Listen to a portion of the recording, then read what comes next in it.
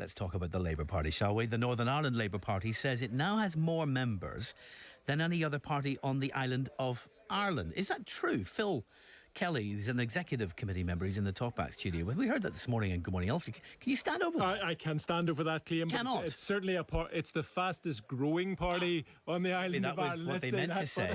Yeah. So how many members have you got now? And they seem to be all promoting Corbyn these just days. over a year ago, the Labour Party NI stood at 350 members. It's now over 3,000. If you look at the number of people that elected Colm Eastwood, leader of the SDLP, it was 350, I think. So we're a sizable party. So a tenfold increase in a year. Tenfold increase in a year. Yeah. Kevin Maguire is also with us from the Daily Mirror, the associate editor. How are you doing, Kevin? Very well. I am actually at the Labour Party conference. Which is why we really want to talk to you while you're there, because I suspect there's no one talking about Northern Ireland at that conference, is there? It comes up now and again. I was at a meeting yesterday with Len McCluskey, the General Secretary of Unite, the biggest union, and he was asked about it twice. He gave a straight bat, didn't give them much joy. And I understand the National Executive Committee, the Labour review on this, will really meet in a couple of months, probably before Christmas. But I'm told, despite the fact it's accepted to be a very sensitive issue, there is little or no prospect of the Labour Party agreeing to stand candidates in Northern Ireland. Which will be a disappointment to you, Phil. It used to be a disappointment to you, but maybe you're changing your mind. Certainly, but I think more and more the answer to this problem lies with here locally within the membership, the confidence of an increased membership. What I would say is that if Northern Ireland is not immune from the misery of Tory politics and economics, then we shouldn't be deprived the solution of an anti-austerity, left-wing, credible alternative. And it's good that Kevin's on the show today, because his piece on Sky News with Andy Pearce represents the kind of punch-and-judy politics, the self-opposites or false opposites that we get within the Northern Ireland Executive between Sinn Féin and the DUP. And what that constitutes is the real threat to Northern Ireland isn't where Sinn Féin and the DUP disagree. The real threat to the society here is where they agree on austerity cuts, on implementing discredited Tory economics, which is devastating the local economy. We see it in the job losses and the insecure working conditions that people face here. That's why, Kevin, I'm not particularly interested in your opinion as to whether Labour should stand here. I think we need to get on with it. You're trying to have a fight here, aren't you? Not at all. All we wanted was a conversation, but Kevin, he's got the gloves on. Yeah, well, he can fight himself if he likes. I'm reporting what I'm hearing from the very top of the Labour Party. The reason the Labour Party doesn't want to stand candidates in Northern Ireland is, one, they do not want to undermine the SDLP, which is a sister party, takes the whip unofficially in Westminster. You see its MPs meeting with Labour MPs on very friendly terms. And secondly, I think the two most prominent people in the Labour Party now, Jeremy Corbyn and John McDonnell, the Shadow Chancellor, both believe in a united Ireland by consent. They're close to Sinn Féin historically, and they will not want to put Labour candidates up against either the SDLP or Sinn Féin. William, let me tackle that, because Kevin used the term, and it's an affront to the Labour Party to call the SDLP a sister party. This is a That's party. what the Labour Party says. Yeah, but this is a party. Their term. Yeah, but let me continue. This is a Just party, accurately Kevin, reporting what they've said. This is a party that is denying women their full rights in Northern Ireland. It's also a party that is stonewalling and slowing down the progress for the LGBT community here to gain full rights as citizens. So don't talk about the SDLP as some kind of Well, they are Labour for marriage party. equality. Well, listen, the the L in SDLP should stand for landlords. That's the kind of green Tory party that they are. You also you take that up with Jeremy Corbyn, because he wants to maintain the sister party relationship. I absolutely will. And you also referenced Sinn Féin, Kevin. Sinn Féin are the ultimate partitionist party. They are against austerity in the south of Ireland, and they implement it in the north of Ireland. So let's debunk that myth. And if you want to tar people as saying that we should support a united Ireland, there are many people within the Labour Party NI who count themselves as Republican or nationalists, and many who don't. I'm one that does. Who's your problem with? I mean, was Kevin Maguire who's just reporting the situation, or the man you sponsored for the leadership of the Labour Party, Jeremy Corbyn, who's driving the party, it would appear, in precisely the wrong direction for you? No, absolutely not. Listen, Kevin and William, I have been derided as a trot, a Corbynista, a Marxist. I did not deride you as a trot. I properly described you as a trot. Yeah, many of those terms I'll agree with. Yeah. However, I do not believe that Jeremy Corbyn is infinitely wise and always right. I think he's got a lot wrong, as the English left has got wrong on Ireland for many, many years. And what inspires me most about the local party here, Kevin, is not Jeremy Corbyn. It's the fact that ordinary citizens who are not political careers, who aren't political nerds, are joining a political party to say, we are going to stand up for ourselves because that's the situation we're in now. And woe betide anyone that tries to stall or stifle. Yeah, and Jeremy Corbyn says, if that's your view, vote SDLP or vote Sinn Féin. Yeah, as a socialist, I could not vote for the SDLP, and as a socialist, I couldn't vote for a party that is implementing Tory austerity on the north of Ireland. Let's go to some calls on this. We're talking to Kevin Maguire and Phil Kelly. I'm glad they're in two different studios at the minute. Hello, Michael. How are you doing, Michael? Good afternoon, William.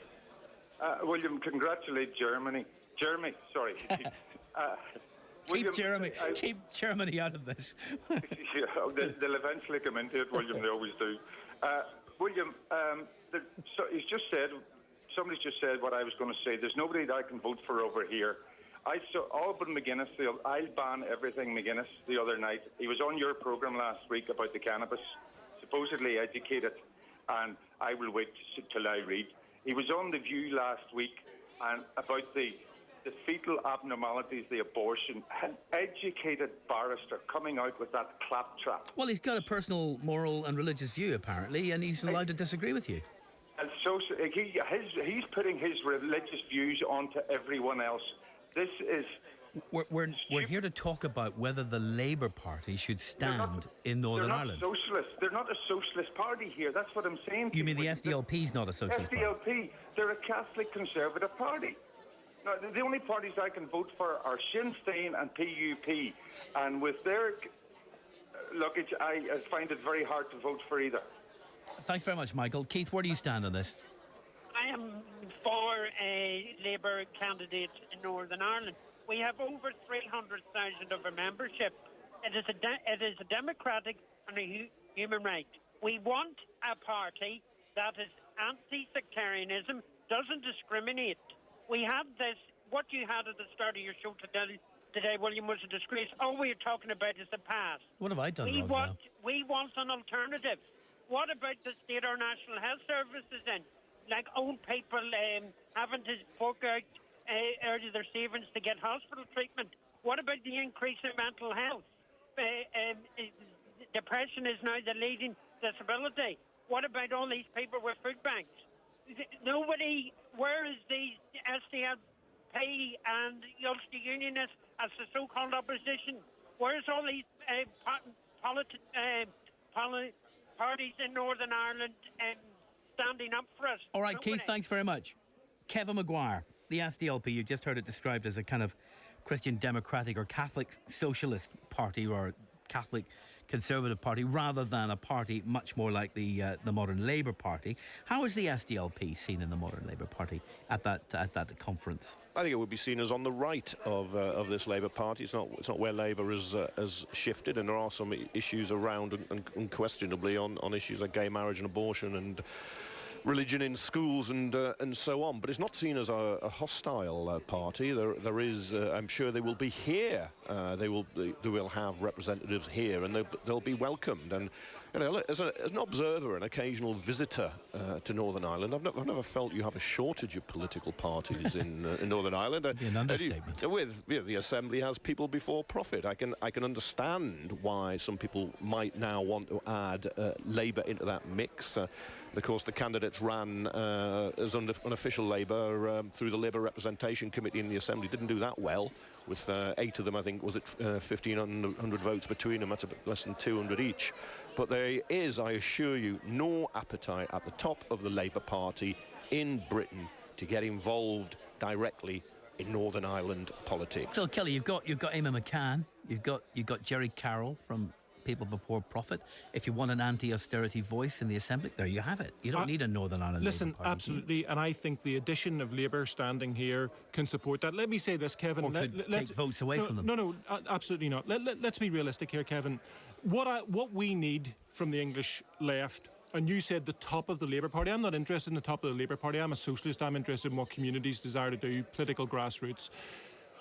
We want to build a party here, and I've said from the moment I joined Labour here that I didn't see the Labour Party as a one-size-fits-all solution for Northern Ireland. I wanted us to be central and forward to building a broad left, a progressive movement of different political parties, community groups, campaign groups, to stand up against the status quo of politics here that is failing people.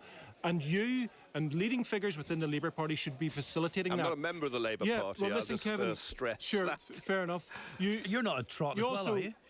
You can call me what you like. I've been called worse.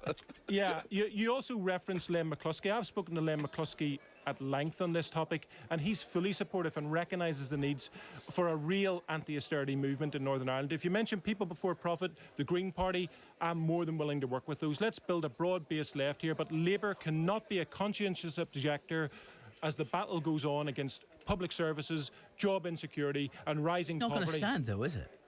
Sorry? The Labour Party is not going to be standing candidates Again, here. I take that decision away from closed rooms. I think people have their own energy. You're going to have the Labour Party Representative Committee slogan used again at the next election, aren't you? No, absolutely not. That was a worthy stance by a number of individuals. What I think needs to happen now is one of the largest parties in the island of Ireland needs to stand on its own 2 feet and send a clear message to people in locked rooms and say the decision about what happens here politically, the decision about what stands as democracy in this region is not decided by a few people behind closed doors. And if the Labour Party do not agree to stand candidates here, what does that tell you about the modern Labour Party?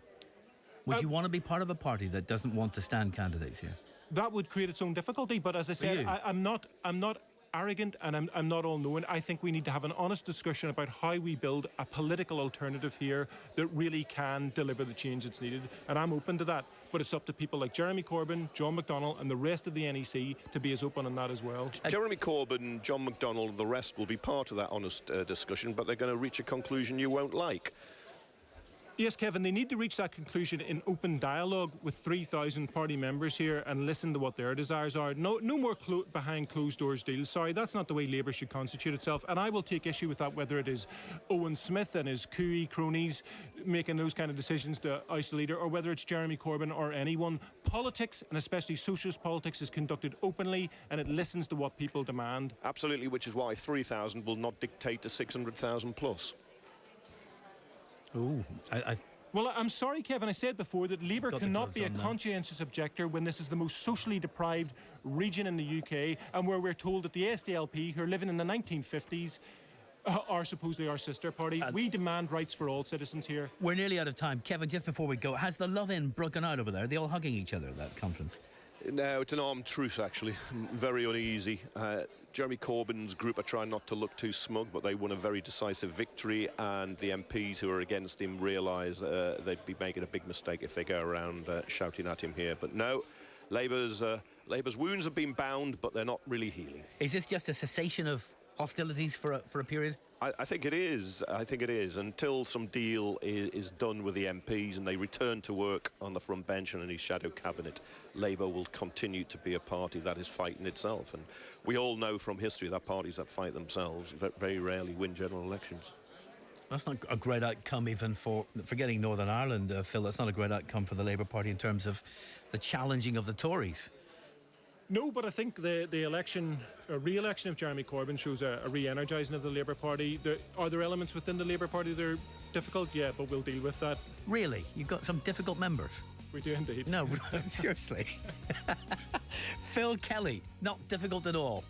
And Kevin Maguire in the Liverpool conference. Thank you both very much. I enjoyed that.